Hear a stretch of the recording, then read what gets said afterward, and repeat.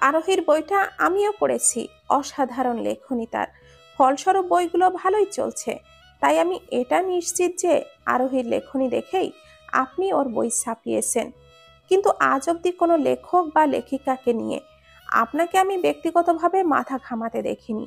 আরোহীকে নিয়ে দেখছি আপনি আলাদাভাবেই ভাবছেন, এমনকি ওর পাশের ফ্ল্যাটেও উঠতে চাইছেন নিজের আলিশান বাংলো ফেলে। এটা আর যাই হোক, সহানুভূতি নিশ্চয়ই নয়। তার মানে কি অবশেষে আমরা ম্যাডাম পেতে চললাম? রসিকতা করে বলল শেষের কথাটা রাকিব। উত্তরে মিরাজ বলল, কথাটা রসিকতার ছলে বললেও এটাই সত্যি।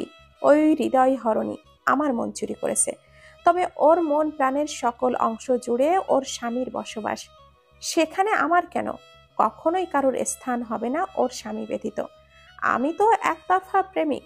ওর মঙ্গল কামনা করেই না হয় বাকিটা জীবন কাটাবো। আলতো একটা হাসি দিয়ে আরোহীর বই পড়তে মন দিল মিরাজ। যে বই হয়তো এর আগে আরো অগণিত বার পড়েছে মিরাজ। আজ অফিস থেকে আসার সময় ভাবলাম একবার ডাক্তারের কাছে যাই। শরীরটা বেশি একটা ভালো লাগছে না। আমার সন্তানের জন্য আমার সুস্থতা খুবই প্রয়োজন। আমি একটা হাসপাতালে গেলাম নিজের চেক আপ করাতে। ডাক্তার বললেন বাচ্চা ঠিক আছে, তবে চিন্তা কম করতে আর নিজের খেয়াল রাখতে। আমি আসতে শুরু করলাম। মনের অস্থিরতা বেড়েই চলেছে সময়ের সাথে সাথে। শুধু মনে উঠছে উনি ঠিক আছেন তো, ওনার কিছু হয়নি তো। কেন যেন মনে হচ্ছে উনি আশেপাশে কোথাও আছেন। চারিদিকে চোখ বোলাচ্ছি, কোথাও যদি ওনার দেখা পাই। হঠাৎ একটা কেবিনের দিকে নজর গেল আমার। ভেতরটা খা খা করে উঠল। ওনার স্যালাইন চলছে, হাত পা শেকলে বাঁধা, হাতে পায়ে রক্ত, আর চোখের নিচে কালি পড়ে আছে। দাড়ি বেড়ে গেছে। 5 দিনেই উনি নিজের এমন করুণ দশা বানিয়ে নিলেন। ছুটে গেলাম ওনার কাছে। তখন আশেপাশে কেউ না থাকাই ভালোই হলো। রুমে ঢুকে গেলাম, ওনার পাশে গিয়ে বসলাম, ওনার মাথায় হাত বুলালাম। ঠিক তখনই উনি চোখ খুলে ফেললেন। ফ্যাকাশে হয়ে থাকা ঠোঁটে কোনো রূপ হাসি টানিয়ে আমার নাম নিয়ে এলেন, আরু। আমি কি করব ভেবে পাচ্ছিলাম না। তখনই বুঝতে পারলাম হয়তো কেউ এই দিকটায় আসছে। তাই ছুটে রুমের বাইরে চলে আসলাম উনি আমায় পাকড়াও করার আগেই। আরোহী ছুটে চলে আসতেই সারহান চিৎকার শুরু করে, আরু, আমার আরু, তুমি যেও না আমায় ছেড়ে। আরু, যেও না, ছাড়ো আমায়। আমি আমার আরুর কাছে যাব, খুলে দাও এইসব, আরু। শেকলগুলো ছিঁড়ে ফেলতে চাইছে সারহান। হাত পা দিয়ে আবারও তাজা রক্ত বের হতে শুরু হয়েছে। তার চিৎকারে তত সময়ে ডাক্তার আর তার পরিবারের লোকজন চলে আসেন। ডাক্তার সারহানকে কোনো রকম ঘুমের ইঞ্জেকশন পুশ করে দেন। সারহান ধীরে ধীরে আবারও অচেতন হয়ে পড়েছে। বিড়বিড় করে শুধু আরোহীর নাম নিচ্ছে, আরু, আমায় ছেড়ে যেও না আরু। আরু, আমাকে ছেড়ে যেও না। আমার কাছে ফিরে এসো আরু। ডাক্তার সাহেব, আমার ছেলে মিস্টার আশরাফ। এই আরু নামের মেয়েটাকে ওর স্ত্রী, কারণবশত ওর সাথে নেই। দেখুন, আপনার ছেলের যে রোগ, এটা ডাক্তারি রোগ না, এটা মনের রোগ। আর সেই রোগ সেই সারাতে পারে যে সেটার কারণ। আপনার ছেলে শুধুই ওনার স্ত্রীর কাছে যেতে চাইছেন। ওনার চাওয়াটাই ওনার রোগ। ওনার স্ত্রীকে এনে দিন যেভাবেই পারেন, উনি ঠিক হয়ে যাবেন। তা না হলে আমাদের আর কিছুই করার নেই। কি বলছেন ডাক্তার? আপনারা ডাক্তার হয়ে কিছু করতে পারছেন না, আর আমার ছেলের রোগ সারাবে কিনা ওই নোংরা মেয়েটা? আপনারা না পারলে সরাসরি বলে দিন, আমি আমার ছেলেকে পৃথিবীর বিখ্যাত থেকে বিখ্যাত ডাক্তারের কাছে নিয়ে যাব। তাও ওই নোংরা মেয়েকে আনবো না আর ফিরিয়ে। কথাগুলো বলতে না বলতেই আরশাব খান মালিশার গালে বরাবর একটা তেজি প্রহর করে নিজের হাতে, আর সবাইকে অবাক করে দিয়ে। থাপ্পড়ের তেজে মালিশা খান ফ্লোরে ছিটকে পড়ে। তুমি আমার উপরে হাত ওঠালে আশরাফ? হ্যাঁ, উঠিয়েছি। তোমাকে তো আমার প্রাণে মেরে ফেলতে ইচ্ছে হচ্ছে। তোমাকে কি বলবো, দোষ তো আমারও। একই নোংরা মানসিকতার এক নারীর সাথে বসবাস করতে গিয়ে ভুলে গিয়েছিলাম আমিও একটা মানুষ, একজন পিতা। এই হাতটা যদি আমি আরো আগে ওঠাতাম, তবে আজ আমার ছেলে এইভাবে পড়ে থাকতো না আধমরা হয়ে। আমার ঘরের লক্ষ্মী আজ এখানে সেখানে ঘুরে বেড়াতো না। আমার বংশের অংশ আজ বাবার নামের কাঙ্গাল হতো না। সবকিছু হয়েছে তোমার মতো একটা অহংকারী নারীর জন্য, যার প্রেমে মত্ত হয়ে সত্য জ্ঞান আমার লোক পেয়েছিল। তবে আর না।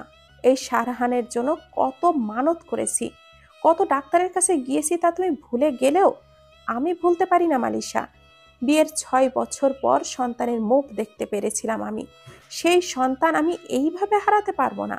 আরোহীর ঠিকানা বলো ঈশানা, ক্ষিপ্ত কণ্ঠে বলেন আরশাদ খান। ঈশানা আমতা আমতা করে বলল, আমি কেমনে জানবো আরোহী কোথায়? আমার সাথে ছলনা করতে এসো না ঈশানা। আমি সব জানি। মালয়েশিয়া আমায় না জানিয়ে এইসবের কিছুই করেনি। আর হ্যাঁ, আর এটাও ভালো করেই জানি যে তোমরা আরোহীর ওপরে নজর রাখাও, আরও কোথায় আছে সেটাও তোমরা খুব ভালো করেই জানো। এখন তুমি সোজাভাবে বলবে, নাকি মালিশার মতো তোমারও চাই? ভয়ে মালিশার হাত কাঁপতে শুরু করলো। এই দিকে ওই দিকে তাকাচ্ছে। বলো ঈশানা, আরোহী কোথায়? চিৎকার করে কথাটা জিজ্ঞাসা করলে ভয়ে কেঁপে ওঠে। আরোহীর ঠিকানাটা বলে দেয় ঈশানা। দিনে দিনে আরোহীর পাশের ফ্ল্যাটে চলে আসলো মিরাজ। কখন থেকে রুমের বারান্দায় দাঁড়িয়ে আছে, তবে আরোহীর আসার খবর নেই। ওর অফিস আওয়ার তো শেষ, তবে এত সময় ফিরবে না কেন? দুশ্চিন্তা হলো মিরাজের। নেমে যাবে আরোহীর খোঁজে। তখনই দেখলো কাঁদতে কাঁদতে আরোহী তার ঘরের দিকে প্রবেশ করছে। মিরাজের দুশ্চিন্তা আরো বেড়ে গেল। ঘরে ঢুকেই ফ্লোরে লুটিয়ে পড়ে কাঁদতে লাগলো আরোহী। বারবার আমার চোখের সামনে ভেসে উঠছে ওনার সেই দুরূহ অবস্থা। ওনার এত খারাপ অবস্থা হলো কেমনে? উনি তো কখনো দুর্বল হয়ে পড়ার লোক না। তবে কি সেটা আমার জন্য? উনি তো আমার নাম নিয়ে চিৎকার করছিলেন, তবে পারলাম না আর পিছু ডাকে চলে যেতে। সেই লোকটার আলতো ডাকে সাড়া না দিয়ে পারতাম না কভু। কান্না আসছে খুব। পারছি না আর ওনার থেকে দূরে থাকতে। ইচ্ছে করছে ছুটে চলে যায় ওনার কাছে আর জড়িয়ে ধরি শক্ত করে নিজের বুকের সাথে ওনাকে।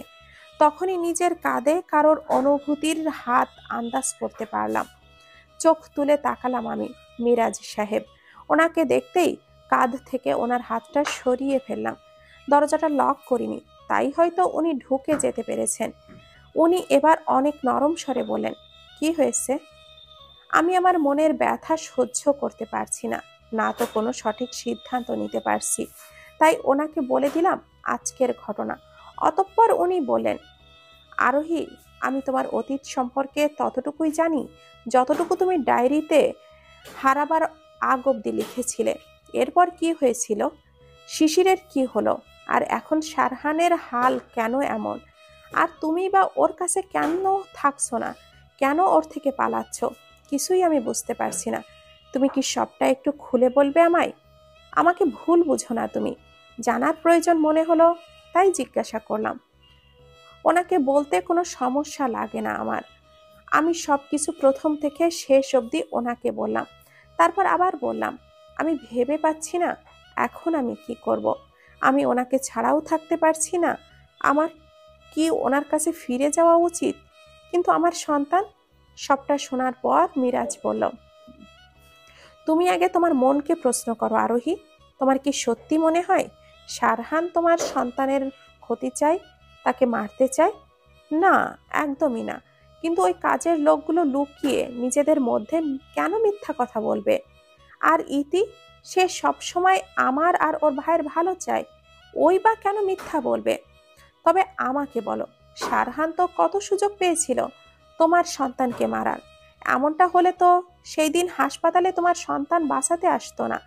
কতবার তোমাকে ডাক্তারের কাছে নিয়ে গেছে। এক ইশারা পারলেই তোমার বাচ্চাটা অ্যাবর্ট করিয়ে দিতে পারতো। তোমার খাবারে নিজের হাতে ঔষধ কিছু মিশিয়ে সেই কবেই তোমার বাচ্চা নষ্ট করতে পারতো।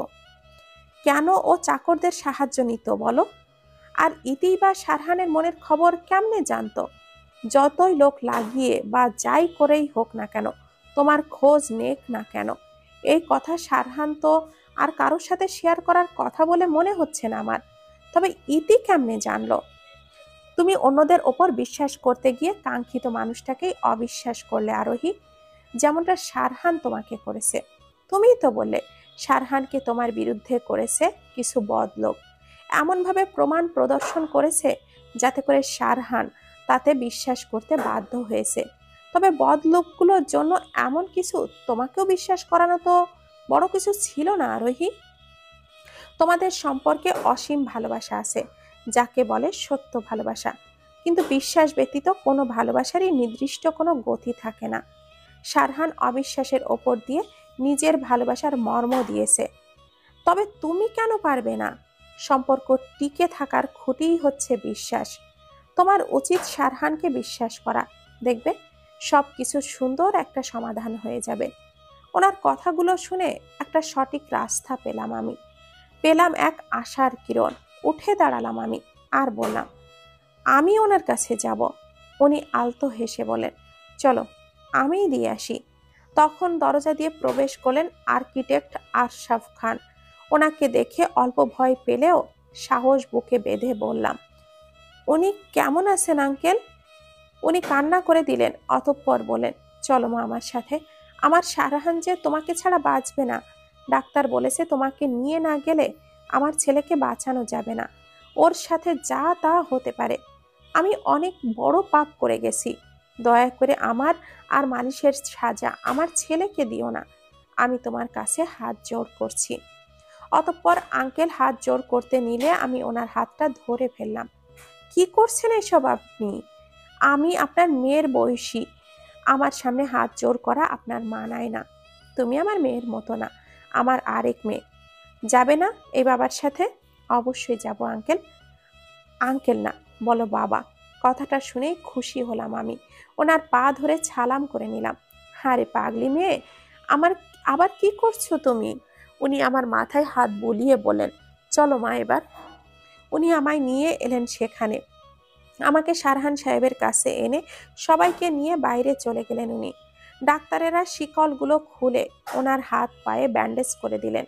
উনি এখনো অচেতন। ওনার অবস্থা দেখে চোখের জল আটকে রাখতে পারছি না। ওনার কপালে চুমু খেলাম, অতঃপর ওনাকে জড়িয়ে ধরে কাঁদতে লাগলাম। হঠাৎ ওনার মুখে নরম সুরে আমার নাম শুনতে পেলাম, আরু। আমি উঠলাম, দেখলাম ওনার জ্ঞান ফিরেছে। বিড়বিড় করে আমার নাম নিচ্ছেন। আমি অস্থির হয়ে বলতে লাগলাম, এই তো আমি এসে গেছি সারহান সাহেব, এই তো আপনার আরু। চোখ খোলেন। উনি চোখ খুলে তাকালেন। আমাকে দেখতেই যেন আচমকা শক্তি এসে গেল ওনার ভেতর। উঠে জাপটে ধরলেন আমায় আরু বলে, এমনভাবে জড়িয়ে ধরলেন যেন এখনই পালিয়ে যাব কোথাও। আর উনি আমায় কোথাও যেতে দিবেন না। উনি কান্না মিশ্রিত স্বরে বলতে লাগলেন, আমাকে ছেড়ে যেও না আরু তুমি। আমি বাঁচবো না তুমি ছাড়া। আমি তোমাকে অনেক ভালোবাসি আরু। আমি আমার সন্তানকেও ভালোবাসি। তুমি দয়া করে আমার সন্তানকে নিয়ে আমার কাছ থেকে দূরে চলে যেও না। আমি তা মোটেও সহ্য করতে পারবো না। আমি জানি আমি অনেক বড় ভুল করেছি। তুমি সাজা দিতে চাও তো দাও সাজা, যা ইচ্ছা সাজা দাও। তবে আমায় ছেড়ে যেও না। আমার পাশে থেকে শাস্তি দাও। আমার কাছ থেকে দূরে চলে যেও না তুমি, প্লিজ আমার পাশে থাকো। আমি আপনাকে ছেড়ে কোথাও যাব না। আর আমিও যে অনেক বড় ভুল করে গেছি। আপনাকে বিশ্বাস না করে আপনার কাছ থেকে দূরে চলে গেছি। আর কখনো তা করব না। ক্ষমা করে দিন আমায়। উনি আমাকে নিজের কাছ থেকে এবার ছাড়ালেন। অতঃপর আমার চোখের জল মুছে আমার কপালে চুমু খেলেন। তারপর বললেন, যা হয়ে গেছে গেছে। সব তিক্ততা ভুলে যাব আমরা। নতুন একটা শুরু করব, যেখানে থাকবে শুধু আমাদের ভালোবাসা আর একে অপরের প্রতি অটুট বিশ্বাস। এমন একটা শুরু কি আমরা করতে পারি না? এবার উনি ওনার চোখের জল মুছে ওনার কপালে চুমু খেয়ে বললাম, আমি মানা করলে কি করতে চাইবেন না? লজ্জাময় একটা হাসি দিয়ে বললাম। উনিও আলতো হেসে আমাকে বুকে টেনে নিলেন। I love you Aru. I love you Khan সাহেব। উনি আবারও আমায় ছেড়ে এবার আমার পেটে হাত রেখে বলেন, I love you also my little champ. Little চ্যাম্পও তার বাবাকে অনেক ভালোবাসে, হেসে বললাম আমি। উনি আবারও আমায় জড়িয়ে ধরলেন। অনেকক্ষণ পর ডাক্তার এলেন কেবিনে। ওনাকে চেক আপ করলেন, জানালেন উনি সুস্থ আছেন একদম। ইতি দিদু এসে আমাদের সাথে সাক্ষাৎ করে গেলেন। আমি আর ইতিকে এমন কিছুই জিজ্ঞাসা করলাম না। আমি এই ব্যাপারে আর কিছু জানার প্রয়োজন মনে করছি না। একটু পর বাবা আসলেন, এসে আমাদের পাশে বসলেন।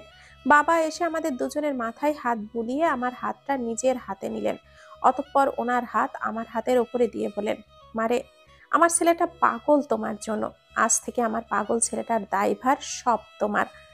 বাবা, চিন্তা করবেন না, ইনি দায়ভার অনেক আগেই নিয়ে নিয়েছে, আর তা অনেক ভালোভাবে পালন করতেও জানেন। উনি আমার দিকে তাকিয়ে মুচকি হেসে বলেন। আমি লজ্জায় মাথা নিচু করে আলতো হাসলাম।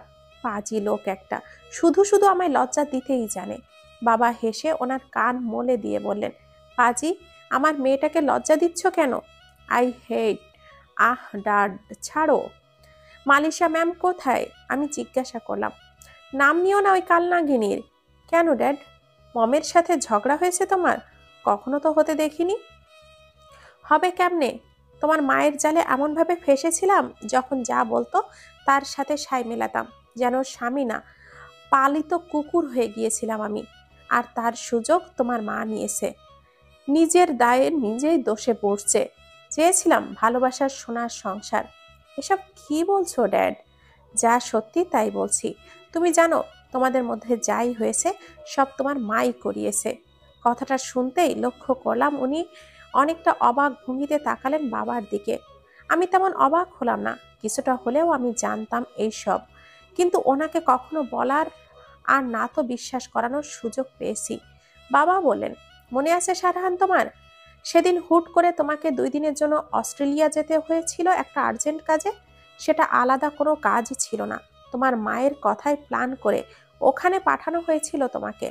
কারণ তোমার মা এটা জানতে সক্ষম হয়েছিল যে তোমার সাথে আরোহীর সম্পর্ক, যে কিনা তোমার অফিসের সামান্য পিয়ন ছিল, যা তোমার মা একদমই সহ্য করতে পারে না।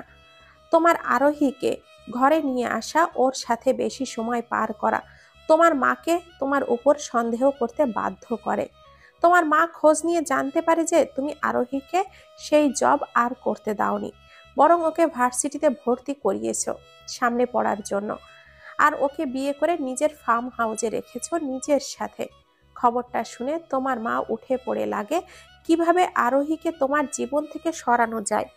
অতঃপর মালিশা পারফেক্ট প্ল্যান করে।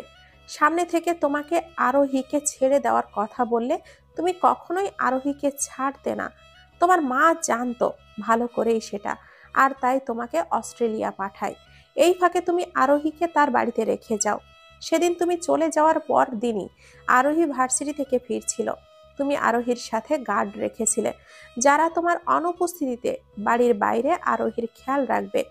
ওরা তাই করছিল, কিন্তু তোমার মা তাদেরকে নিজের টাকায় ভিজিয়ে নিয়েছিল। সেদিন 2জন গুন্ডা পাঠায় তোমার মা আরোহীর পেছন। গার্ডেরা যেহেতু টাকা খেয়েছিল, গুন্ডারা আসতেই তারা পালিয়ে যায়। আরোহী এবার বিপাকে পড়ে যায়, নিজের প্রাণ বাঁচাতে ছুটতে শুরু করে। একটা সময় পায়ে ব্যথা পেয়ে আরোহী পড়ে যায়, তখনই সেখানে নেহাল যায়। তুমি তো চেনো ওকে, ঈশানার খালাতো ভাই। সে প্রায় আমাদের বাসায় আসতো। ওকে তুমি আরোহীর দিকে কুনজর দিতে দেখেছিলে, তাই ওকে পছন্দ করতে না, বিষয়টা জানতাম আমি। একদিন ও আরোহীর বিষয়ে বাজে মন্তব্য করলে তুমি ওকে মারো আর খান ম্যানশনে কখনো আসতে না করো, বিষয়টা আমি জানতাম। নেহাল সেটার প্রতিশোধ তুলতে চাইছিল, যেটা তোমার মা পূর্ণ করে।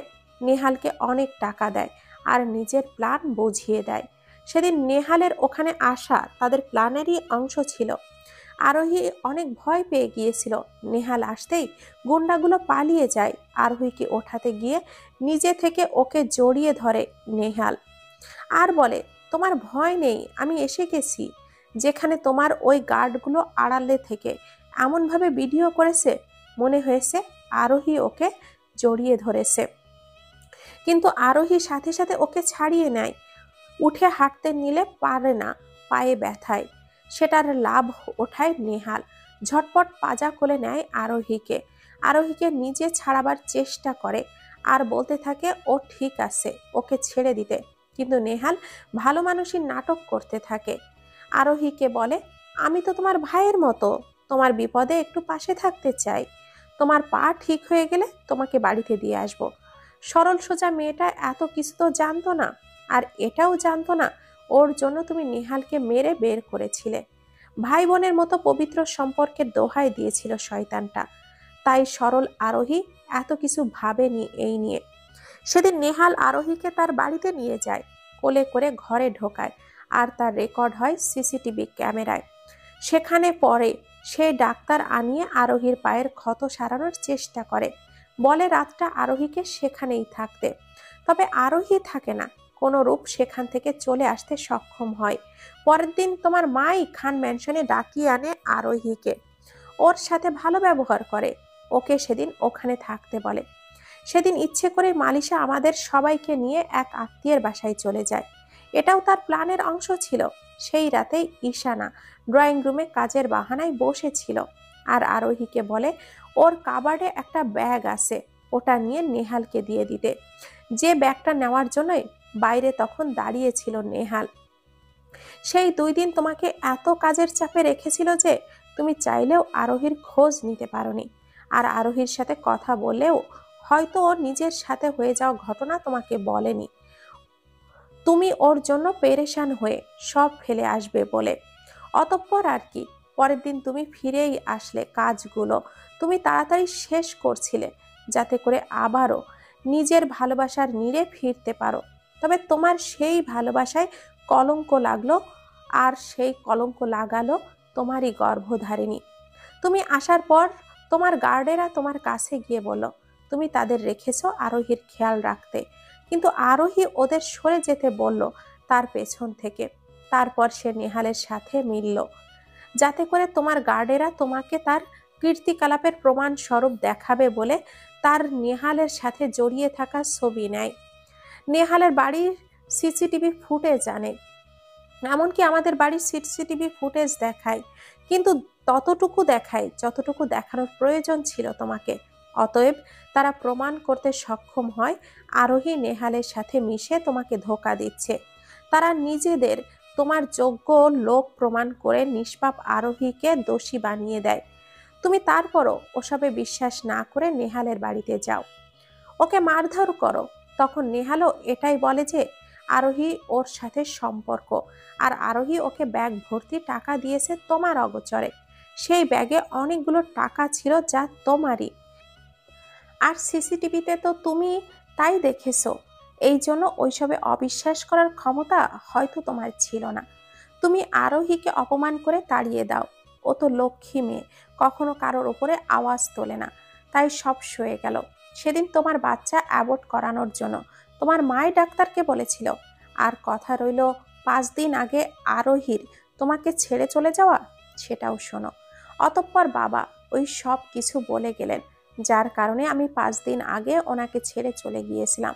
উনি আবারও বলেন তোমার মায়ের কাছে এই মেয়েটার একটাই দোষ, ও জন্ম পরিচয়হীন, আলাদা কোনো স্ট্যাটাস নেই ওর, দৌলতের দম্ভ, আর মা তোমাকে অমানুষ করতে বাধ্য করে দিয়েছে বাবা। কথাগুলো শুনে আমি হতভম্ব হয়ে গেলাম। একজন মা হয়ে উনি এত কিছু কেমনে করে যেতে পারলেন? উনি উঠে গেলেন হুট করে, নাক মুখ লাল হয়ে আছে ওনার। অতিরিক্ত রাগে এমনটা হয় ওনার আমি জানি। উনি কোনো অঘটন ঘটিয়ে না নেন, ভয়ে ভেতরে ঢুকে গেলাম আমি। সারাহান সাহেব, কোথায় যাচ্ছেন আপনি? দেখুন, যা হয়ে গেছে ভুলে যান, শুধু শুধু অঘটন ঘটাতে যাবেন না। উনি যাই করেছেন আপনার ভালোর কথা ভেবে করেছেন। আমার জীবন, আমার ভালোবাসাকে নিয়ে খেলা করার লোক, আমার ভালোবাসাকে অসম্মান করা, তাকে আমার কাছ থেকে কেড়ে নেওয়া লোককে আমি কখনো ছাড় দিতে পারি না। আরু, হাত ছাড়ো আমার। মালিশা খান এতটা সময় কেবিনের বাহির থেকে ভেতরের সকল কথা শুনছিলেন। এবার কেবিনের ভেতরে এসে কাকুতি ভরা কণ্ঠে বলতে লাগলেন, আমায় ক্ষমা করে দাও সারহান, আমি যা করেছি তা তো তোমার ভালোর জন্যই করেছি। শ্যাট আপ মিসেস আলিশা খান। আপনার মতো লোক আর যাই হোক কখনো কারোর আপন হতে পারে না। আমার কাছ থেকে আমার নিঃশ্বাস কেড়ে নিতে চেয়ে এখন বলছেন আমার ভালোর জন্য করেছেন এইসব? যদি জন্ম না দিতে তবে আমার সাথে ষড়যন্ত্র করার মতো এত বড় ভুলের শাস্তি স্বরূপ এখন আপনার ওই দেহে প্রাণ থাকতো না। আপনাকে নিজ হাতে সাজা দিতে পরোয়া করতাম না। ব্যর্থতা কখনো হবে না আমার ভেতর থেকে। তবে আপনাকে ছাড়ও আমি দেব না, এই সারহান দেবে না। এখনই পুলিশ ডাকছি আমি। দিয়ে দাও বাবা আমায় পুলিশে, তবুও আমায় পর করো না। ক্ষমা করে দাও নিজের মাম্মামকে। সরি মিসেস মালিশা খান, আপনি আর যাই হোক আমার মা হওয়ার অধিকার হারিয়ে গিয়েছেন। ও মিসেস মালিশা খান না সারহান, ও মিসেস মালিশা খান না, ও শুধুই মালিশা। আজ থেকে ও আমার স্ত্রীও না। তুমি পুলিশে ফোন করো না। আইন সাজা মানুষকে দেয়, কোনো অধমকে না। ও অন্যের স্বামী সন্তান কেড়ে নিতে চেয়েছে নিজের টাকার ক্ষমতায়, তবে টাকা নিয়েই পড়ে থাকুক না স্বামী সন্তান ব্যতীত। চলো এখান থেকে। দেখুন, উনি ওনার ভুল বুঝতে পেরেছেন, ওনাকে ক্ষমা করে দিন। তোমাকে এই বিষয়ে কিছু বলতে বলিনি আরু, চলো এখান থেকে। মালিশা ম্যাম সেখানেই দাঁড়িয়ে রইলেন পাথর হয়ে। উনি আমায় নিয়ে চলে আসলেন, সাথে বাবাও। আমরা চলে আসলাম আমাদের আরোহণ ভিলায়। বাবাও এসে গেছে আমাদের সাথে, সাথে ইতি আর দিদিও চলে আসলেন আমরা আসার একটু পরে। রাতে খাওয়ার পর সবাই নিচে ড্রয়িং রুমে আড্ডাতে বসলাম। তখন বাবা বলে উঠলেন, সারহান, আরোহী, মালিশা যতটা পাপ করেছে সব কিছু সমান ভাগীদার আমিও। আল্লাহ হয়তো কখনো আমায় ক্ষমা করবেন না, তোমরা অন্তত আমায় ক্ষমা করে দাও। অতঃপর উনি কেঁদে দিলেন। আমি আর সারহান সাহেব উঠে গিয়ে ওনার দুই পাশে বসলাম। তারপর সারহান সাহেব বললেন, মানুষ মাত্রই তো ভুল ড্যাড, আর ভুল তো আমাদেরই ছিল। আমরা একে অপরের প্রতি বিশ্বাসটা ধরে রাখতে পারলে এমন কিছু হতোই না। যাক, যা হবার হয়ে গেছে। আমরা সবাই মিলে একটা নতুন দিনের শুরু করব। বাবা আমার দিকে অসহায় দৃষ্টিতে তাকিয়ে বলেন, আমাকে সত্যি মাফ করেছো তো মা? আমি আলতো হেসে বললাম, আমি আপনার সাথে রাগ কখনোই করিনি। মাপ কোথা থেকে করব? মেয়ে বাবার সাথে রাগ করে কখনোই থাকতে পারে না। বাবা আমাকে ওনার একসাথে বুকে টেনে নিলেন। সুখের অশ্রু ত্যাগ করলাম। ইতি নাক কুচকে বলে উঠল, বাহ রে, সবাই মিলে গেল, এখানে শুধু আমিই পর। হয়েছে, আর ঢং করিস না, চলে আয়। বাবার কথায় ইতি এক ছুটে আমাদের কাছে এসে জড়িয়ে ধরল। এবার দিদুন বলে উঠলেন, হ্যাঁ, আমিই এখন একমাত্র পর। আমরা সবাই একসাথে হেসে উঠলাম। অতঃপর সবাই উঠে গিয়ে দিদুনকে জড়িয়ে ধরলাম। এক ফাঁক দিয়ে উনি ওনার দিকে তাকালে আমায় চোখ মেরে বসলেন। আমি লজ্জায় চোখটা নামিয়ে নিলাম। লোকটা এমনই, ভীষণ দুষ্টু। আজ আমরা সবাই খুব খুশি, আমাদের পরিবার আজ পূর্ণ হলো। তবে মালিশা ম্যামের কমতি অনুভব করছি আমি, হয়তো সবার মনেও ঠিক তাই। কিন্তু হাসির নিচে সেই খালি লাগাটা সবাই লুকিয়ে গেল। অনেক খারাপ লাগলো আমার। যেভাবেই হোক, আজ আমার কারণেই মালিশা ম্যাম নিজের পরিবার থেকে দূরে। বেলকুনির এক কোণে দাঁড়িয়ে প্রকৃতি দেখছে মিরাজ। মনে তার নেই কোনো প্রশান্তি।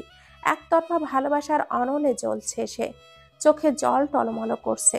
খুব সুন্দর একটা পরিবার ছিল মিরাজেরও, বাবা মা আর ছোট দুটি বোন। ভাবি চাই বলে সারাদিন মাথা খেত দুজন। কখনো কারোর প্রেমে জড়ায়নি সে, প্রেম ভালোবাসা মানে না এমন কিছু ছিল। আর আসল কথা, কখনো কাউকে মনে ধরেনি মিরাজের। ঘরোয়াভাবে বিয়ের ব্যবস্থা করেছিল মিরাজের পরিবার, কিন্তু চলে আসলো লকডাউন। করোনার সেই দাপট মিরাজের কাছ থেকে কেড়ে নিল তার পুরো পরিবার। ছেড়ে গেল সবাই তাকে নিঃস্ব করে দিয়ে। অবশেষে আরোহী জীবনে এগোবার একটা আশার কিরণ ছিল, সেটাও তার হলো না। দীর্ঘ নিঃশ্বাস ত্যাগ করলো মিরাজ। চোখ বেয়ে জল গড়িয়ে পড়ল। পরের দিন সকালে উনি অফিসে যাবেন। আমি কাপড় বের করে দিয়েছে, উনি পরে নিয়েছেন। শার্টের বোতাম লাগিয়ে এবার টাইটা বেঁধে দিচ্ছি আমি। এক ধানে টাই বাঁধছি, ওনার মুখের দিকে তাকাচ্ছি না, কারণ আমি জানি উনি আমার সাথে বাদরামো করবেন, যেমনটা উনি প্রতিনিয়ত করেন। হঠাৎ উনি আমাকে পেছন দিক থেকে নিজের সাথে চেপে ধরলেন। আমি এখনো নিচের দিকেই তাকিয়ে আছি। উনি এবার অন্য হাতে আমার মুখটা উঁচু করে ধরলেন, ঠিক ওনার মুখোমুখি এনে। কি হৃদয়হরণী, আমার বাচ্চার মা হতে চলেছ, আর এখনো আমাকে লজ্জা পাও? তো লজ্জা নারীর ভূষণ, লজ্জা আসে তো আমি কি করব বলেন? ইস, আমার লজ্জাবতী। আমার তো মনে হয় লজ্জা অন্য কোনো নারীর ভূষণ হোক না হোক, তোমার ভূষণ ঠিকই। হ্যাঁ, চলো তো একটু লজ্জা ভাঙি। কথাটা বলেই উনি আমার অধরে নিজের অধর মিলিয়ে দিলেন। হঠাৎ দরজায় টোকা পড়তেই উনি আমায় ছেড়ে দিলেন। ভাইয়া, নিচে আসো, কেউ তোমার আর আরোহীর সাথে দেখা করতে এসেছে। আসছি, যা তো। এই ইতিটার জন্য শান্তিতে রোম্যান্সটাও করতে পারলাম না। একে বিয়ে দিয়ে বিদায় করতে হবে কোথাও। ওনার কথাগুলো শুনে আমার খুব হাসি পেল। হাসতে লাগলাম আমি। হয়েছে, আর দাঁত কেলিও না। ভুলে যেও না, রোমান্স করার সময়ে অভাব শারহান খানের নেই। এবার চলো দেখি কে আসলো। আর হ্যাঁ, খেয়ালে এসো, আমার হাত ধরে আসো, ঠিক আছে? সিঁড়ি দিয়ে একদম খেয়ালে চলবে কিন্তু। আমি আজকেই রুমের নিচে শিফট করব। আমি ওনার হাত ধরে গেলাম। আমরা নিচে চলে আসলাম। মিরাজ সাহেব এসেছেন। আমি শারহান সাহেবকে ওনার বিষয়ে সব বলেছি। শারহান সাহেবই ওনাকে আসতে বলেছিলেন। টুকটাক কথাবার্তা শেষে মিরাজ সাহেব বলেন, তা আরোহীর লেখনী কিন্তু সত্যি অসাধারণ। কি আর বলবো মিরাজ সাহেব, বউ একখান পেয়েছিলাম আমি। ডায়েরিটা আমি সেই প্রথম থেকে পড়তে চাইতাম, কিন্তু কখনোই পড়তে দেয়নি আমায়, লুকিয়ে রাখতো আমার কাছ থেকে। আর দেখা গেল এখন পুরো দেশই পড়ছে, আমারই পড়া হয়নি। এমন বৈষম্য তোমার আমার সাথেই করার ছিল আরও। আপনাকে পড়তে দেয়নি কারণ আপনি তা পড়লে আমার পরিবার আজকে এই পৃথিবীতেই থাকতো না। আপনার যা রাগ! হ্যাঁ, এটাই ঠিক। দেখো না, ডায়েরিটা না পড়ায় আজকে ওর জেলখানায়। আর পড়লে কি হতো? হা হা। যাক, অবশেষে আমি আরোহীর ডায়েরি বইটার রূপে পড়তে পারবো। অতঃপর অনেকক্ষণ গল্প করার পর মিরাজ সাহেব চলে গেলেন। আমাকে এই বইয়ের দ্বিতীয় খণ্ড লিখতে বলে গেলেন। আমার বইগুলো অত্যন্ত ভালো চলছে। ইতি এই প্রথম পড়ল কারোর প্রেমে। প্রথম দেখাতেই মিরাজকে পছন্দ হয়েছে তার। সুদর্শন বলিষ্ঠ দেহি মিরাজের ব্যক্তিত্ব নজর কাড়া। যে কোনো মেয়ে তাতে মন হারাতে বাধ্য। তাই ইতিও হয়তো পারেনি মন ধরে রাখতে। মিরাজকে নিয়ে বুনতে শুরু করলো রঙিন স্বপ্ন। সব কিছুই তার রঙিন মনে হচ্ছে। নতুন নতুন প্রেমে পড়লে যেমন হাল সবার হয়, ঠিক তেমনই। শারহান সাহেব কাজের লোকগুলোকেও পুলিশে দিলেন, এমনকি সে গার্ডগুলোকেও। নতুন করে কাজের লোক লাগলেও ভালো করে যাচাই করে আনলেন। বাড়িতে একজন নার্স রাখলেন আমার জন্য। সুখে কাটছে আমাদের দিনগুলো। আমার বইগুলো অনেক খ্যাতি পেল, সাথে আমিও। অনেক টাকা উপার্জন হলো তাতে। যে জবটা নিয়েছিলাম সেটা ছেড়ে দিলাম, আর তাদের অ্যাডভান্সের টাকা নিয়ে যে টাকায় ভরণ পোষণ পারলাম, সেই ঘর মালিককেও পুরো মাসের ভাড়া দিয়ে দিলাম। বর্তমানে আমার 8 মাস চলছে। পেটটা অনেক বড় হয়ে গেছে, জলদি করে হাঁটতে পারি না। বাবা, বাড়ি, অফিস সব একেবারে মালিশা ম্যামকে দিয়ে এসেছেন। শারহান সাহেব অনেক আগেই আলাদা করে নিজের বিজনেস করে নিয়েছিলেন। উনি ওনার অফিস সামলাচ্ছেন, বাবাকে কাজ করতে মানা করেছেন উনি। তাও মাঝে মধ্যে বাবা ওনার অফিসে যান। উনি এখন বেশি সময় বাড়িতেই থাকেন, বাড়িতে থেকেই অফিসের কাজ করেন। আমার খেয়াল উনি নিজেই রাখতে চান। এই সময়ে আমাকে একা ছাড়তে চান না একদম। ঈশানা খান একটা ইজি চেয়ারে বসে আছেন। বাড়িতে চাকর বাকরের অভাব নেই, আর নেই তো কোনো খাবার কাপড়ের অভাব। তবুও তিনি কাঙ্গাল হয়ে আছেন। মনে নেই কোনো শান্তি। ভালোবেসে ওনার পাশে থাকার, ওনার খেয়াল রাখার মতো কেউ নেই। খেয়ে নিন বলার মতো অনেকে থাকলেও না খেলে জোর করে। আদর করে খাইয়ে দেওয়ার মতো কেউ নেই। টাকা পয়সা সব কিছুই তো আছে, তবে কেন নেই মনে শান্তি? কেন নেই কোনো সুখ? সেদিন মালিশা শারহানকে ফিরিয়ে আনতে অক্ষম হওয়ায় ঈশানা তাকে ধিক্কার দেয়। পারলে না তো ফুপুকে কিছু করতে, শুধু শুধু সবার কাছে খারাপ হলে, আর আমাকেও খারাপ বানালে সবার নজরে। আর থাকবো না আমি তোমার কাছে। শারহান না থাকলে কি হলো? অনেক আছে যারা আমাকে বিয়ে করতে চায়, রাত দিন এক করছে। আমি চলে যায় ঈশানা। মালিশা তখন বুঝতে পারে পৃথিবীতে পরিবার ছাড়া তৃতীয় পক্ষ কখনো আপন হয় না। আর শুধু স্ট্যাটাস বড় হলেই হয় না, মন বড় হওয়া চাই। এত কিছুর পরও আরোহী শারহানের কাছ থেকে বাঁচতে চেয়েছে।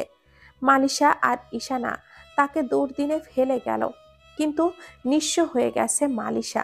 ভালো লাগে না এখন আর তার কোনো কিছুই। নাওয়া খাওয়া প্রায় ভুলে গেছে। অফিসের কোনো খোঁজ খবর নেয় না, কোথাও বেরোয় না, সারাদিন একা ঘরে পড়ে থাকে।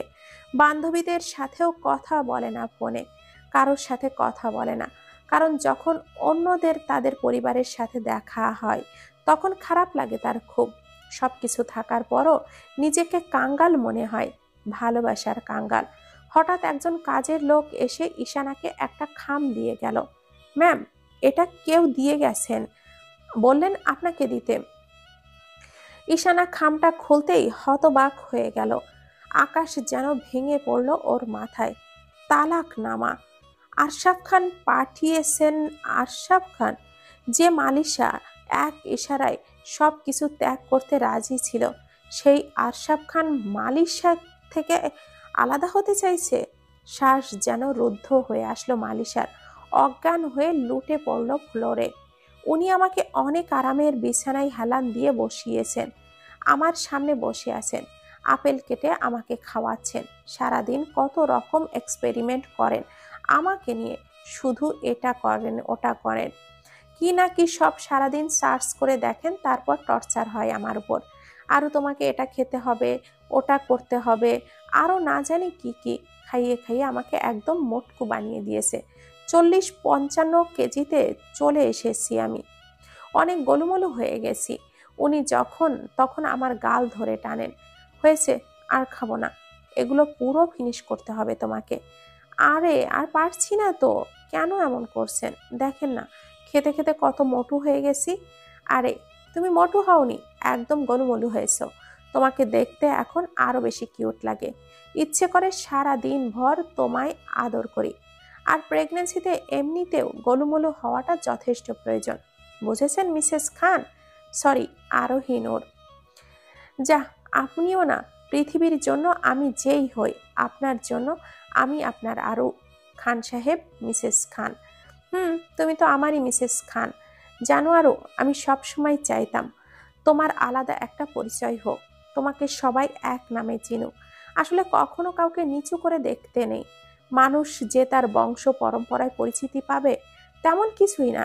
মানুষের আসল পরিচয় তো তার ব্যক্তিত্ব, তার কর্মে প্রকাশ পায়। তুমিও প্রমাণ করে দিলে আরও।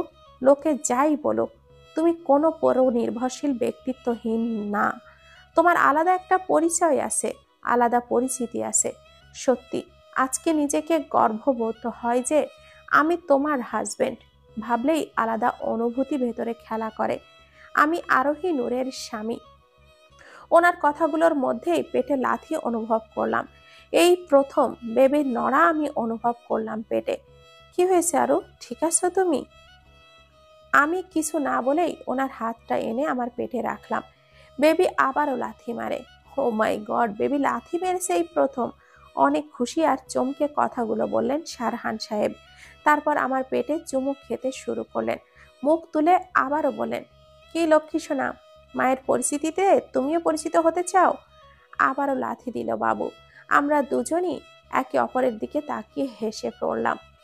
আসলে ওর নড়াচড়া আমি 5 মাসের শুরু থেকেই অনুভব করি, কিন্তু এই প্রথম ওনাকে অনুভব করাতে পারলাম। যখনই ও নড়ে ওঠে বা লাথি দেয়, ওনাকে ডাকার আগেই বন্ধ করে দেয়। উনি যত সময় পেটে হাত রাখেন তত সময় আর নড়েই না। সরিয়ে নিলেন, আবার নেড়ে ওঠে। এটা নিয়ে ওনার আফসোস অনেক দিনের।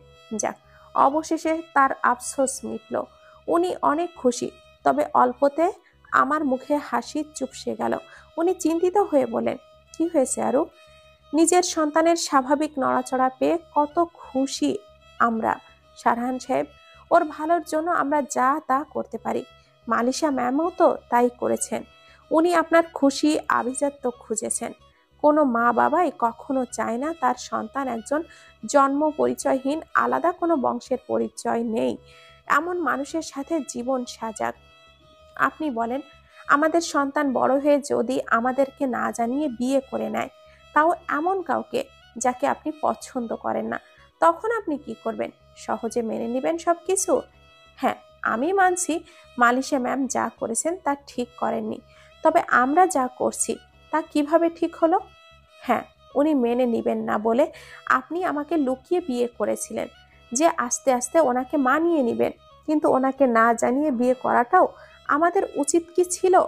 প্রত্যেক মা বাবারই স্বপ্ন থাকে নিজের ছেলে মেয়েকে নিজের হাতে নতুন জীবন উপহার দেওয়া। সেই অধিকারটুকু আমরা ওনার কাছ থেকে কেড়ে নিলাম। সেটা কি আমরা ঠিক করেছি? আমরা তো অপেক্ষাও করতে পারতাম।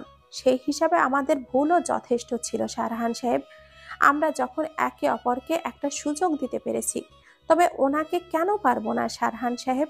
একটা বাচ্চা গর্ভে নেওয়া আর তাকে ভূমিষ্ঠ করা অবধি কতটুকু কষ্ট ত্যাগ সহ্য করতে হয় তা একমাত্র মাই জানে। আমার সন্তান একটু সময়ের জন্য নড়াচড়া না করলে আপনি আমি দুজনেই অস্থির হয়ে পড়ি। ওকে ভালো রাখতে কত কষ্ট হচ্ছে আমার তা তো আপনার চোখেই দেখা। কতবার ডাক্তার বাড়িতে আনছেন, কতবার আমায় নিয়ে যাচ্ছেন। একটা বাচ্চা জন্ম দেওয়া মুখের কথা হয় না। আমি যতটা কষ্ট করছি আমাদের সন্তানকে সুস্থভাবে পৃথিবীতে আনতে, আপনাকে গর্ভে নিয়ে ততটাই কষ্ট মালিশা ম্যামও করেছেন। বিয়ের 6 বছর পর কত সাধনা করে আপনাকে পেয়েছেন। আপনাকে নিয়ে আলাদা একটা অধিকারত্ব থাকাটা কি যথার্থ না ওনার জন্য? আপনি আমার চোখে চোখ রেখে বলতে পারবেন আপনি মালিশা ম্যামকে কখনো মিস করেন না? মনে পড়ে না ওনার কথা? লুকিয়ে ছবি দেখেন না ওনার? ওনার চোখে জল দেখলাম যা ছলছল করছে। আমি এবার ওনার গালে হাত রেখে বললাম, চলেন না আমরা সবাই ওনার কাছে যাই। কিন্তু মাম্মাম যদি আবারও তোমাকে আমার কাছ থেকে কেড়ে নিতে চায়, মেরে ফেলতে চায় আমাদের সন্তানের, আমি এত বড় রিস্ক কিভাবে নিব? আমাদের ভালোবাসা সত্য থাকলে, আমাদের মনে একে অপরের প্রতি অগাধ বিশ্বাস থাকলে কেউ পারবে না আমাদেরকে আলাদা করতে। আর আল্লাহ থাকতে কেউ আমাদের সন্তানের কিছুই করতে পারবে না। আর আপনি তো আছেনই আমার আর আমার সন্তানের জন্য। ম্যামকে না হয় আমরা দুজনে মিলে মানিয়ে নিব। একবারও ও চলে আসুক, দেখবেন ম্যাম ওর নিষ্পাপ মুখশ্রী দেখে মায়ায় পড়ে যাবেন। তখন ওর সাথে আমাকেও মেনে নিবেন। চলেন না, আপনার লিটল চ্যাম্পও যে তার দিদুনের কাছে যেতে চায়। সাথে সাথে পেটে লাথি অনুভব করলাম। দেখলেন কথাটা শুনে ও কি করলো? মনে মনে ও যেতে চায়। চলুন এবার। উনি আমায় হাসি মুখে জড়িয়ে ধরলেন। আমি ওনার জবাব পেয়ে গেলাম। তখনই বাইরে চেঁচামেচি শুনতে পেলাম। আমি তাড়াতাড়ি করে উঠে বা হাঁটতে পারি না। আর চেঁচামেচি শুনে আমি এখানে বসেও থাকবো না, উনি জানেন। তাই আমায় কোলে নিয়ে রুমের বাইরে গেলেন। আমরা গিয়ে দেখতে পেলাম মালিশা ম্যাম বাবার পায়ে ধরে কান্না করছেন আর বাবা পাথরের মতো দাঁড়িয়ে আছেন। ইতি ম্যামকে ওঠাতে চেষ্টা করছে কিন্তু ম্যাম উঠছে না। কেঁদে কেঁদে বলছেন, তুমি আমায় ক্ষমা করে দাও আরশাব, আমি অনেক বড় ভুল করে গেছি। আমাকে একটা সুযোগ দাও। ওই ধন দৌলত কিছুই চাই না আমার। আমার শুধু তোমাদের চাই। তোমাদের ছাড়া বাঁচবো না আমি। আপনি আমাকে নামিয়ে ম্যামকে ওঠান গিয়ে, নয়তো আমাকে নামান, আমি ওঠাই। এসব ঠিক হচ্ছে না ম্যামের সাথে। উনি আমাকে নামিয়ে গিয়ে ম্যামকে ওঠাতে চাইলে ম্যাম ওনার দিকে তাকিয়েই ওনাকে জাপটে ধরলেন আর কেঁদে কেঁদে বলতে লাগলেন, আমাকে ক্ষমা করে দে বাবা। টাকা আমাকে অধম বানিয়ে দিয়েছিল। আমি ভুলে গিয়েছিলাম স্বামী সন্তানের আসল কদর। দৌলতের দম্ভ দেখিয়ে অন্য একটা মেয়ের স্বামী সন্তান কেড়ে নিতে চেয়েছিলাম। কিন্তু যখন নিজের স্বামী সন্তান হারিয়ে গেলাম তখনই সেই মেয়েটার কষ্ট অনুভব করতে পারলাম। আমাকে ক্ষমা করে দাও তোমরা। ম্যাম এবার ওনাকে ছেড়ে দিয়ে আমার কাছে ছুটে আসলেন।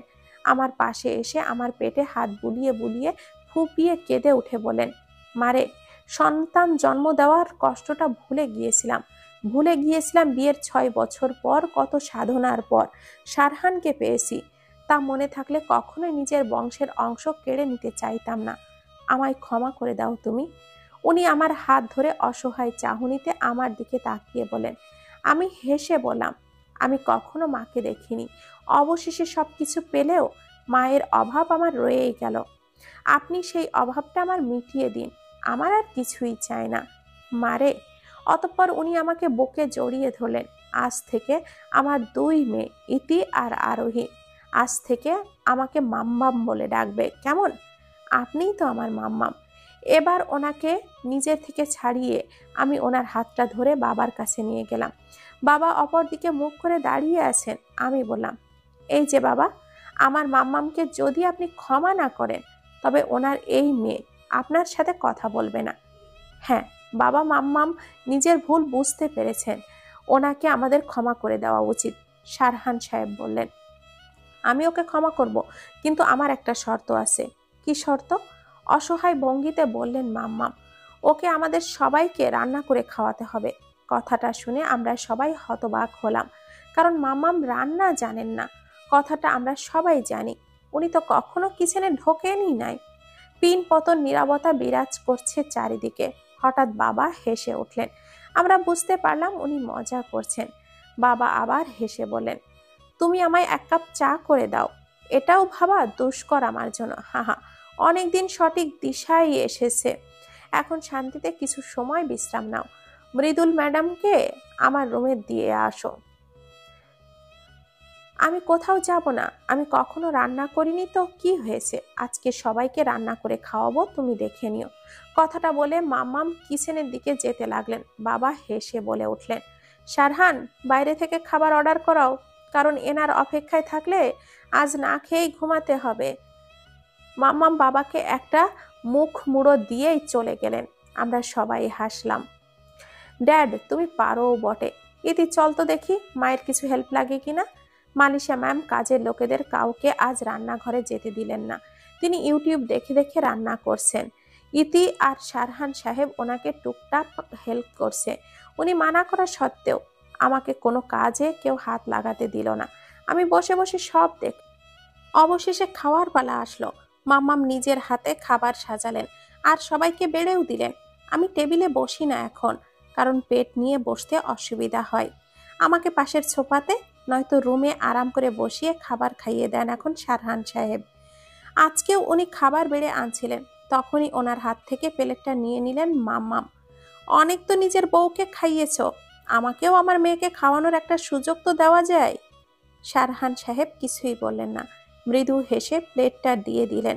মাম্মাম এসে আমার পাশে বসে এক লোকমা খাবার তুলে ধরলেন আমার মুখের সামনে।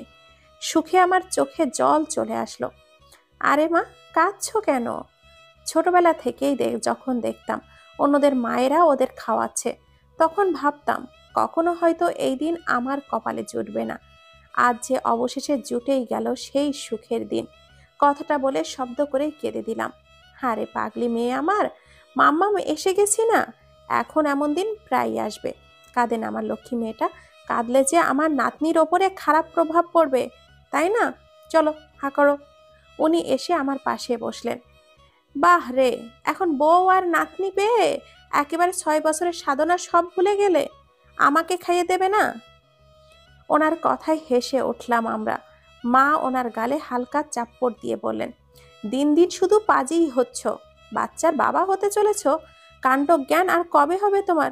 চলো এবার হা করো। অতঃপর মাম্মাম আমাদের দুজনকেই খাইয়ে দিলেন, আমরাও ওনাকে খাইয়ে দিলাম। খাওয়া শেষে বাবা বলেন, যাক, ভেবেছিলাম আজকে না খেয়েই থাকতে হবে, তবে মোটামুটি খাওয়ার যোগ্য খাবার কপালে জুটলো, এটাই তো অনেক। মাম্মাম রাগে গজগজ করছেন, তবে বাবাকে কিছুই বললেন না। বাবা মুখ টিপে হাসছেন। দিদুন বললেন, এবার হয়েছে, আমার মেয়েটাকে আর জ্বালাতন করবি না বললাম। বৌমা, এদিকে আসো। অতঃপর মাম্মাম দিদুনের পাশে গেল। দিদুন ওনাকে একজোড়া বালা হাতে দিয়ে বললেন, এগুলো আমি আমার ছেলের বউয়ের জন্য বানিয়ে রেখেছিলাম, যাকে আমি মেয়ে ভেবে দিব। কিন্তু তুমি ছেলের বউই হতে পারলেও আমার মেয়ে কখনো হতে পারোনি। তবে আজ সত্যি অর্থে আমার মেয়ে হওয়ার প্রমাণ দিলে তুমি, তাই এগুলোতে একান্তই অধিকার এখন শুধুমাত্র তোমার। মাম্মাম খুশি হয়ে দিদুনকে সালাম করে নিলেন। আজ আমরা সত্যি অর্থে অনেক খুশি। আজ আমাদের পুরো পরিবার এক হলো। বাচ্চা চলে আসা অবধি আমরা এখানেই থাকবো, এটা মাম্মামের সিদ্ধান্ত। ওই বাড়িতে নাকি উঠতে হলে আলাদাভাবে উঠতে হবে। আলাদাভাবে কি সেটা আমরা জানি না, উনি জানালেন না। তবে আমরা এখানে থাকলাম। বাবা আর উনি মিলে আগের মতো বিজনেস সামলাচ্ছেন। আমি ওনাকে অনেক মিনতি করে আমার পরিবারের সবাইকে অনেক আগেই জেল থেকে ছাড়িয়ে দিয়েছে। এই দিকে কেউ আমার পরিচর্যায় কোনো কমতি রাখছে না। সবাই একটা মেয়ে চায় ঘরের লক্ষ্মী হিসাবে। মাম্মাম তো এখন সবার থেকে বেশি কেয়ারফুল আমার প্রতি। উনি আমায় ততটাই খেয়াল রাখছেন যতটা একজন মা তার মেয়ের প্রতি রাখেন। সত্যি মনে হচ্ছে আমি আমার মা পেয়ে গেছি, উনিই আমার মা। কখনো ভাবিনি আমার মতো কপাল পোড়ার কপালে এত সুখ সইবে। দিন যাচ্ছে সুন্দরভাবে। মিরাজ সাহেবও প্রায় আসেন আমাদের বাড়িতে। ওনার আর কেউ নেই আমাদের পরিবারের কাছে এসে নিজের পরিবার হারানোর ব্যথা হয়তো ভুলে থাকতে সক্ষম হন, তাই এখানে আসতে হয়তো উনি পছন্দ করেন। এখন উনিও আমাদের পরিবারের সদস্যের মতোই হয়ে গেছেন। ইতি আর ওনার খুব ভালো একটা বন্ধুত্বের সম্পর্ক সৃষ্টি হয়েছে। আমার যতটুকু মনে হয় ইতি মিরাজ সাহেবকে পছন্দ করে, আর ওকে জিজ্ঞাসা করলেও ও আমাকে এটাই জানালো। আমিও এই বিষয়ে ওনার সাথে কথা বললাম। উনি মানা করলেন না, বললেন সবার সাথে কথা বলবেন। সবাইও কথাটা শুনে খুশি হলেন। মিরাজ সাহেবকে সবাই পছন্দ। বেবি আসার বেশি দেরি নেই। সবাই ভাবছেন বেবি আসার পর ইতিকে নিয়ে মিরাজ সাহেবের কথা বলবেন। 2 দিন পর আমার ডেলিভারির ডেট। খুব ভয় করছে আমার। প্রথমবার সবাই হয়তো এমনই ভয় পায়। অল্প অল্প ব্যথা অনুভব করি আমি পেটে হঠাৎ। এদিকে ডাক্তার তো আমার সাথে লেগেই আছে। ডাক্তার বললেন ডেলিভারির সময় ঘনিয়ে আসলে আচমকাই এমন ব্যথা হওয়া স্বাভাবিক। আগামী পরশু আমার ডেট। আমি ঘুমিয়েছিলাম, কিন্তু হঠাৎ পেটে একটু ব্যথা অনুভব করলে আমার ঘুম ভেঙে গেল। দেখলাম উনি শুয়ে আছেন। সারাদিন কত পরিশ্রম করেন, একে তো অফিস, আর এরপর আমাকে নিয়ে পড়ে থাকেন। একটু আগেই আমাকে খাইয়ে ঘুম পাড়ালেন, তারপর হয়তো ঘুমিয়েছেন। ওনার মাথায় হাত বুলিয়ে দিলাম আমি, কিন্তু হঠাৎ প্রচণ্ড ব্যথা অনুভব করলাম পেটে। তারপর আর ব্যথা থামাবার নাম নিল না। আমি ব্যথায় চিৎকার করে ডাকতে শুরু করলাম শাহরাহান সাহেবকে। উনি হন্তদন্ত হয়ে উঠলেন ঘুম থেকে। কি হয়েছে লক্ষ্মীটি? আমার পেটে অনেক ব্যথা করছে শাহরাহান সাহেব। আমাদের সন্তান। কিচ্ছু হবে না, আমি আছি না। উনি আমায় কোলে তুলে নিয়ে বাইরের রুমে আসলেন সবাইকে ডাকতে ডাকতে। কি হয়েছে শাহরাহান? মাম্মাম, ওর ডেট তো পরশুদিন, কিন্তু হঠাৎ করে ব্যথা শুরু হয়েছে। প্রসব ব্যথা সঠিক ডেটে হবে এর কোনো নিশ্চয়তা থাকে না। জলদি ওকে হাসপাতালে নিয়ে চলো। আমার একটা ছেলে হলো, আমি সফল হলাম। অবশেষে এত কষ্টের পর নারী ছেঁড়া সেই ধনকে কোলে নিতে পেরে নিজেকে পৃথিবীর সফল একজন মনে হলো। সবাই অনেক খুশি। শাহরাহান সাহেবের খুশিতে ঠিকানা নেই। পুরো পরিবার হই হুল্লোড় করছে। বাড়িতে অবশেষে নতুন একজন সদস্য এলো। অনেক বড় অনুষ্ঠানের মাধ্যমে আমাদের ছেলের নাম রাখা হলো আরহান আরোহী প্লাস শারহান। দেখতে দেখতে 1.5 মাস কেটে গেল। আরহান আসার 1 সপ্তাহের মধ্যে উনি আমাকে এনে ডিভোর্স পেপার দিলেন। আর আমার আমার আর শিশির সাহেবের তালাকনামা। ওটাতে শিশির সাহেবের সাইনও করা। উনি জানেন উনি কেমনে কি করেন। আমার আর কি সাইন করে দিলাম ফটাফট। এরপর মাম্মাম জানালেন আমরা এবার খান ম্যানশনে যাব, তবে এভাবে না। আমাকে নতুন করে বউ বানিয়ে সে ঘরে তুলতে চান। ওনার কথা মোতাবেক ধুমধাম করে বিয়ে হলো আমাদের আবার। আমার সন্তান অনেক ভাগ্যবান যে বাবা মায়ের কোলে শুয়ে তাদের বিয়ে উদযাপন করছে। অবশেষে বিয়ে হয়ে গেল আমাদের আবারও। পুরো সামাজিক রীতি মেনেই আমাকে ঘরে তোলা হলো। পেলাম আমি যথেষ্ট সম্মান ও মর্যাদা। ঘরে ঢুকেই বাবা আর মামামকে আমি আর শারহান সাহেব সালাম করলাম। দুজন আমাদের মাথায় হাত রেখে দোয়া দিলেন। তারপর মাম্মাম আমাকে একটা হীরের নেকলেস পরিয়ে দিয়ে বলেন আমি চাইলে তোমাকে বালা দিতে পারতাম, তবে পরে ভাবলাম ভাবলাম আমার মেয়ে, আমার মতো আধুনিক হতে হবে না। ওনার কথা শুনে আমরা সবাই আরেক দফা হেসে উঠলাম। উনি আরহানকে কোলে নিয়ে চুমু খেতে লাগলেন। আমাদের বিয়ের পর আমরা ইতি আর মিরাজ সাহেবের বিয়ে করিয়ে দিলাম। বাসর ঘরে বসে আছে মিরাজ ইতি। মিরাজ আরোহীর ব্যাপারে সবকিছু বলল ইতিকে। দেখো ইতি, তুমি খুব ভালো একটা মেয়ে। তোমার সাথে আমার সময় ভালো যায়। তুমি আমাকে ভালো করে বুঝতে পারো। তোমাকে আমার পছন্দ। জীবন তো আর থেমে থাকে না, তাই ভাবলাম পছন্দের মানুষকে বিয়ে করেই নেওয়া যাক। ভালোবাসার কি পছন্দের মানুষের সাথে এক ছাদের নিচে থাকলে ভালোবাসাও হতে বাধ্য। আরোহীর বিষয়ে তোমাকে না জানালেও পারতাম, কিন্তু যেহেতু তুমি আমার অর্ধাঙ্গিনী, তাই আমার বিষয়ে সব জানার অধিকার তোমার আছে। তাতে আমার কোনো আসে যায় না। আপনার অতীতে কে ছিল তা নিয়ে আমি কি করব। আপনার বর্তমান আর ভবিষ্যৎ জুড়ে আমি থাকলেই হলো। কিন্তু খবরদার, আমি ছাড়া যেন অন্য কেউ আর না আসে। নিশ্চিন্ত থাকতে পারো, হেসে বলল মিরাজ। কিন্তু আমার একটু সময় লাগবে স্বামী স্ত্রীর এই সম্পর্কে আগাতে। এতদিন আমরা বন্ধু হিসাবে একে অপরকে জেনেছি, এখন না হয় স্বামী স্ত্রী হিসাবে জানি বুঝি, তারপর সম্পর্কে আগানো যাবে। আরে প্যারা নিয়েন না, সারা জীবন পড়ে আছে। আগে একে অপরকে বুঝবো, তারপর সম্পর্কে আগাবো, কোনো সমস্যা নেই। তোমার এই স্বাধীন ব্যক্তিত্ব আর চঞ্চলতা আমার বেশি ভালো লাগে, আর আমার আপনার শান্ত স্বভাব খুব বেশি প্রিয়। অতঃপর দুজনে হেসে হেসে এটা ওটা কথা বলতে শুরু করলো। দেখতে দেখতে 2টা বছর কেটে গেল। আমার ছেলেটা হাঁটতে শিখে গেছে অনেক আগেই। সারা দিন দৌড়ে ছুটে বেড়ায়, নতুন নতুন কথা শিখেছে। সারাদিন অনেক কথা বলে, যে যা বলবে তাই সাথে সাথে বলে উঠবে। দাদু দিদুর একদম দেওয়ানা, ওনারাও ওকে ছাড়া কিছুই বোঝেন না, সারাদিন ওনাদের কাছেই থাকে। আর বাবা দেখলে তো আর হয়েছে, পাপা পাপা বলে প্রাণ খায়। আর ওনার আর কি, সব ফেলে ছেলেকে নিয়ে বাদরামতে মত্ত থাকেন। ভালোবাসার কাঙ্গাল বই, এই লিখেও দিলাম আমি। আমাদের ভালোবাসার কাঙ্গালিনীর অবসান ঘটিয়ে আমাদের জীবনে আরহানের আগমন দিয়ে সমাপ্তি টানলাম আমি, যেখানে আভাস ছিল সুন্দর একটা সূচনা। বইটাও অনেক ভালো চলেছে। তারপর থেকে আমার লেখনীর চাহিদা বেড়ে গেল। আমি এই ফাঁকে আরো কয়েকটা বই লিখে দিলাম। নিজের চোখে দেখা কিছু সত্য নিজের লিখনীতে ফুটিয়ে তুললাম। বইগুলোর অনেক নাম হলো। লেখালেখির জগতে আমি আমার এক আলাদা অবস্থান করে নিলাম। লেখালেখির নেশা হয়ে গেল আমার। আসলে সকলের ভেতরে আলাদা আলাদা প্রতিভা লুকিয়ে থাকে। আল্লাহ আমাকে লেখালেখির প্রতিভা দান করলেন, যা আমাকে আলাদা পরিচিতি দিল। অনেক পাবলিকেশন থেকেই আমার কাছে বড় বড় অফার আসে, তবে আমি মিরাজ সাহেব ব্যতীত অন্য কোথাও বই প্রকাশ করব না, মন দিয়ে বানিয়ে নিয়েছি এটা। আমি আরহানকে খাওয়াচ্ছি, পাপা যাবু পাপা বলে প্রাণ খাচ্ছে। আর কোনো রূপে ভুলিয়ে ভালিয়ে ঘুম পাড়িয়ে দিয়েছি। বাবা মাম্মাম দিদুন সবাই মিরাজ সাহেবের ওখানে গিয়েছেন। ইতি আর মিরাজ সাহেবের আবদার আমরা সবাই ওখানে গিয়ে থাকবো কয়েকদিন। উনি অফিসে ইম্পর্টেন্ট কাজ আছে, উনি এলে আমি আর আরহানকে নিয়ে ওখানে যাব। তাই আমরা বাড়িতে থাকলাম। আরহানকে ঘুম পাড়িয়ে বিছানায় শুতেই একজন কাজের লোক আসলো। ম্যাডাম, আপনাদের একজন গার্ড বলছেন কোনো এক বই প্রকাশনা থেকে আপনার সাথে কেউ দেখা করতে এসেছে। ওনাকে কি ভেতরে আসার কথা বলবো? আরে কেন নয়, কেউ দেখা করতে আসলে তাকে বাড়ির বাইরে থেকে বের করে দিবে নাকি? আসতে বলো নাকি, আমি আসছি। আরহানকে ভালো করে ঘুম পাড়িয়ে রেখে আমি বেরিয়ে আসলাম রুম থেকে।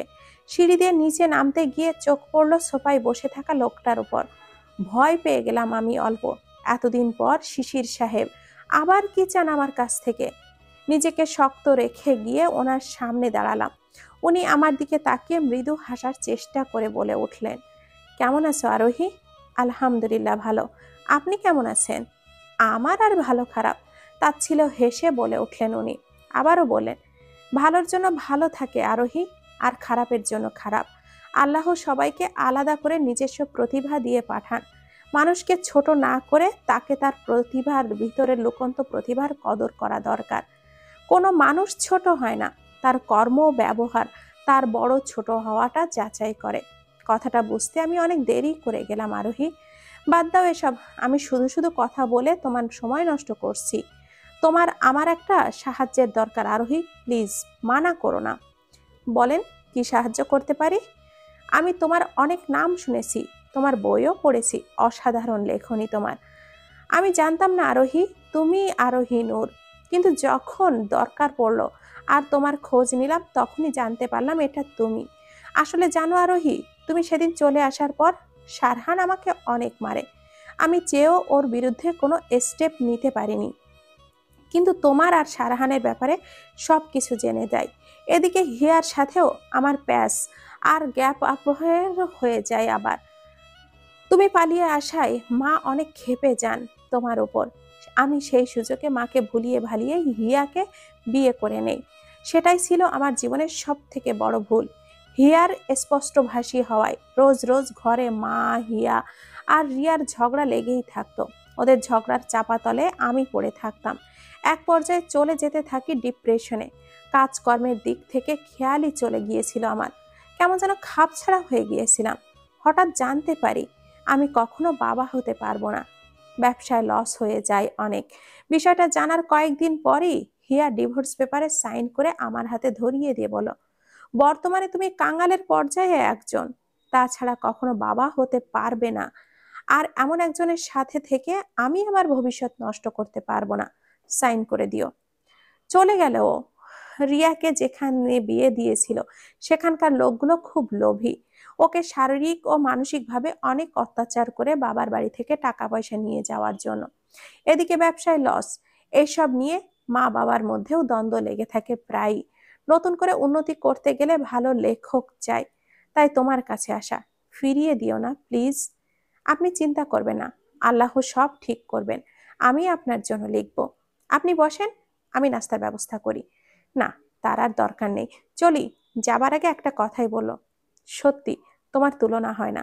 তোমার মতো সবাই হলে পৃথিবীটা সত্যি সুন্দর হতো। তোমার সাথে যা করেছি তার জন্য ক্ষমা চাওয়ার সাহস আমার নেই। তাও বলবো, পারলে ক্ষমা করে দিও আমায়, দয়া করে। উঠে চলে গেল শিশির দীর্ঘ এক নিঃশ্বাস ত্যাগ করে। চোখের জল উপচে এলো। একদিন যাকে এত অবহেলা করেছে, আজ সে তাকে এতটা সম্মান আর দোয়া দিল। বিয়ের 1.5 বছর পর মিরাজ ইতি স্বামী স্ত্রীর মতো সুন্দর একটা সম্পর্কের সূচনা করলো। খুব সুখেই চলছে ওদের সংসার। ইতি বর্তমানে 2 মাসের অন্তঃসত্ত্বা। মিরাজের খুশির ঠিকানা নেই। অবশেষে ওরও সুন্দর একটা পরিবার গড়ে উঠতে চললো আবার। সুন্দরভাবে কাটছে দিনগুলো। আমি শিশির সাহেবের কথা জানালাম ওনাকে। উনি শিশির সাহেবের কথা শুনে ক্ষেপে গেলে আমি ওনাকে বুঝিয়ে বললাম। অতঃপর উনি মেনে নিলেন। আজ মনটা খুব খারাপ আমার। অনেকদিন পর মিজান চাচার সাথে দেখা হয়েছিল। আমি আগে যেখানে থাকতাম উনি তার পাশের বাড়ির লোক। উনি আমায় খুব আদর করতেন। শারহান সাহেব আমাকে আর আরহানকে নিয়ে ঘুরতে বেরিয়েছিলেন। আজ ওনাকে পেলাম। মিজান চাচার কাছ থেকে জানতে পারলাম আমার পরিবার, যেখানে দাদু দিদু ছাড়াও ছিলেন ওনাদের 2 সন্তান আর তাদের 2 ছেলে মেয়ে। ওনারা কেউই আমাকে কখনো সহ্য করতে পারতো না। মারধর খেয়ে পড়ে থাকতাম আমি। পড়ালেখা তো দিদু আর দাদুনের জন্য করতে পেরেছিলাম। যেখানে তাদের বাচ্চারা আভিজাত্যে বেড়ে উঠেছিল, সেখানে এইচএসসির পর পড়তে চাইলে আমাকে আর পড়তে দেয়নি ওনারা। কাজ করে ওনাদের রোজগারের শরিক হতে বলেছিল। দাদু দিদু মারা যাওয়ার পর তো আর আমার অবস্থা করুণের থেকেও করুণ হয়েছিল। তবে কখনো আমি অভিশাপ দেইনি তাদের। চেয়েছি সব সময় ভালো থাকুক তারা। কিন্তু ওনাদের অবস্থার কথা শুনে আজ বড্ড খারাপ লাগলো আমার। বড় সাহেব আর ছোট সাহেব নাকি অনেক আগেই নিজেদের সংসার আলাদা করে নিয়েছেন। কিন্তু জেল থেকে ছোটার পর হঠাৎ একদিন অ্যাক্সিডেন্টে বড় সাহেবের 2 পা অচল হয়ে যায় আর ওনার স্ত্রী মারা যান। তারপর থেকে ছেলে মেয়েদের ওপর নাকি উনি আগাছা স্বরূপ। কেউ তাদের কোনো পরিচর্যা করে না। ছোট সাহেব ওনার ব্যবসায় অনেক বড় লস খেয়েছেন। অভাবের তাড়নায় ভিটে মাটিও বিক্রি করে খেয়েছেন। বর্তমানে তাদের অবস্থা দুরূহ। কোনো রকম খেয়ে পরে জীবন যাপন করছেন। অনেক কান্না পাচ্ছে আমার, তাই কাঁদছি। হঠাৎ বুঝতে পারলাম কেউ আমার চোখের জল মুছে দিচ্ছে। পাশেই তাকিয়ে দেখি আরহান। মাম্মাম, তুমি কাঁদছো কেন? বাবা, মাম্মাম কাঁদে। উনি তখন রুমের সোফাতে বসে ল্যাপটপে কিছু কাজ করছিলেন। পাকা ছেলে, অকাল পক্ক পুরো একেবারে। এটুকু বয়সে অনেক কিছু বোঝে আর কথাও বলতে পারে ভালোই। খেপিয়ে দিল তার পাগল বাবাকে। উনি ল্যাপটপটা বন্ধ করে অনেকটা দুশ্চিন্তা নিয়ে আমার পাশে এসে বসে আমার চোখের জল মুছে দিয়ে বললেন, কি হয়েছে, কাঁদছো কেন? না কিছু না, এমনি। এমনি কি কেউ কাঁদে? তুমি আমাদের ভয় না পাওয়ালে খুশি হও না, তাই না? জানো না তোমার মধ্যে আমাদের প্রাণ আটকে থাকে? দেখো ছেলেটা কিভাবে তাকিয়ে আছে তোমার দিকে। হাসো তো দেখি। আমি তাকিয়ে দেখলাম আরহান কেমন মলিন মুখে তাকিয়ে আছে আমার দিকে, যেন এখনই কেঁদে দিবে। আমি এবার হেসে দিয়ে বললাম, আরে আমার লক্ষ্মী সোনা, মাম্মাম কাঁদছি না তো, এই দেখো হাসছি মাম্মাম, চলো হাসো। সত্যি তুমি কেঁদো না। না, আমি কাঁদি না। মাম্মাম কাঁদে না, মাম্মাম হ্যাপি। তা আমার সোনা ছেলে দাদু দিদুর কাছে যাবে? তাহলে পাপা দাদু দিদু যাই, চলো তাহলে। বাবা ছেলের এমন কাণ্ডে আমি সত্যি হু হু করে হেসে দিলাম। উনি আমাকে একটা চোখ মেরে আরহানকে কোলে নিয়ে চলে গেলেন। আরহান পুরো রুমে খেলনা ছড়িয়ে ছিটিয়ে রেখেছে, ওগুলো গোছাতে লাগলাম। হঠাৎ উনি আমার পেছন থেকে এসে জড়িয়ে ধরলেন আমায়। কি, শুধু শুধু কান্না করো কেন শুনি? যে যা করবে সে তাই পাবে। তোমার পরিবারও পেয়েছে, এতে তোমার কোনো দোষ নেই। এত ভালো মানুষ হওয়া ভালো না, বুঝেছো? আমি ওনার দিকে ফিরে বললাম, কিন্তু আমি তো কখনো চাইনি এমন কিছু হোক। তোমার চাওয়া বা না চাওয়া দিয়ে কিচ্ছু হবে নাকি? ওরা ওদের কর্মের সাজা পেয়েছে। যা তুমি চাইলেও হয়তো হতে পারবে না। এবার এইসব ঝেড়ে ফেলো মাথা থেকে। আর যদি এইসব নিয়ে কান্না করতে দেখি, তবে আমি কথা বলবো না তোমার সাথে। আচ্ছা ঠিক আছে, আর করব না। এমনি বললে হবে না, দিতে হবে। কি দিতে হবে? তোমার ওই অধরের মিষ্টি পান করার সুযোগ। কথাটা বলেই উনি আমার অধরে অধর মিলিয়ে দিলেন। একটু পর উনি ছাড়লেন আমায়। আমি লজ্জায় নিচের দিকে তাকিয়ে আছি। উফ, তোমার এই লজ্জা, এটা আমাকে তোমার কারো কাছে টানে। উনি আমাকে কোলে তুলে নিলেন। কি করছেন এসব? যা রোজ করি। ইস, আরহানে এসে যাবে তো। ও ঘুমিয়ে পড়ুক, তারপর না হয়। হুম। আমার আরহান সাহেব বর্তমানে ওনার দাদু দিদুর কাছে, যেখান থেকে ওনাকে সহজে আনা সম্ভব না। এত সময়ে ওর বোন আসার ব্যবস্থা হয়ে যাবে না? যাহ, আপনিও না। উনি দুষ্টু ভঙ্গিতে কথাটা বললে আমি লজ্জায় মুখ ঢেকে নিলাম। চলো, আমার লজ্জাবতী লতা, আরেক দফা আপনার লজ্জা ভেঙে দিব। অতঃপর উনি আমায় বিছানার দিকে নিয়ে গেলেন। খুব শান্তিতে কাটছে দিনকাল। ওনাকে অনেক মিনতি করে ছোট সাহেবের জন্য একটা ভালো কাজের ব্যবস্থা করিয়ে দিলাম। আর ছোট সাহেবের কাছে এর বদলে একটা জিনিসই চাইলাম, যে উনি বড় সাহেবকে নিজের কাছে রেখে ওনার পরিচর্যা করবেন। ওনাদের একদিন দেখতে গেলাম, ওনারা আমাকে দেখে কান্না করে দিলেন, নিজেদের কর্মের জন্য ক্ষমা চাইলেন, অনেক দোয়া দিলেন আমায়। ঈশানারও বিয়ে হয়েছিল, কিন্তু বিয়ের কিছুদিন পর জানতে পারলো ওর স্বামী অন্য নারীর সাথে অবৈধ সম্পর্ক আছে, যাতে করে ঈশানা মানসিকভাবে অনেক ভেঙে পড়ে। অনেক ঝগড়াঝাটির পর স্বামীকে ডিভোর্স দিয়ে চলে আসে নিজেদের বাড়িতে। আমি ওর জন্যেও দোয়া চাইলাম আল্লাহর কাছে, আল্লাহ যেন ওর ভবিষ্যতে উজ্জ্বল করে দেন। এদিকে দেখতে দেখতে ইতির কোলে প্রজ্বলিত করে এক রাজকুমারী আসলো। নাম রাখা হলো মিতি। মিরাজ আর ইতি, মিতি। আমি গ্রাজুয়েশনটাও কমপ্লিট করে নিয়েছি। এক সপ্তাহ আগে জানতে পারলাম আমি আবারও মা হতে চলেছি। ঘরে আবারও খুশির হৈ হুল্লোড় পড়ে গেল। অনেক সুখী আমি। বর্তমান নেই আমার কোনো ভালোবাসার কাঙালি। আর সারাটা জীবন এভাবেই গোছানো থাকুক আমার আল্লাহর চাওয়া এইটাই। আমার এই সুখটা আমার আল্লাহর প্রতি অগাধ বিশ্বাস আর সত্য মনে ওনার ইবাদতের পুরস্কার। ওনার উপর দৃঢ় বিশ্বাস আজ আমাকে অসাধ্য সাধন করে যাওয়ার ক্ষমতা দিয়েছে। শেষ হলো আমার জীবনের আধারে ঢাকা অধ্যায়। অবশেষে পেলাম প্রকৃত সুখ। রইলাম না আমি ভালোবাসার কাঙাল হয়ে, হলাম প্রকৃত সুখী। জানি না আমার আসল বাবা মাকে কেন আমাকে ওনারা ফেলে দিলেন, কেন আমাকে চাইলেন না, কি দোষ ছিল আমার। জানি না ওনারা আদৌ কি বেঁচে আছেন, আমার খোঁজ নেওয়ার প্রয়োজন কি মনে করেন।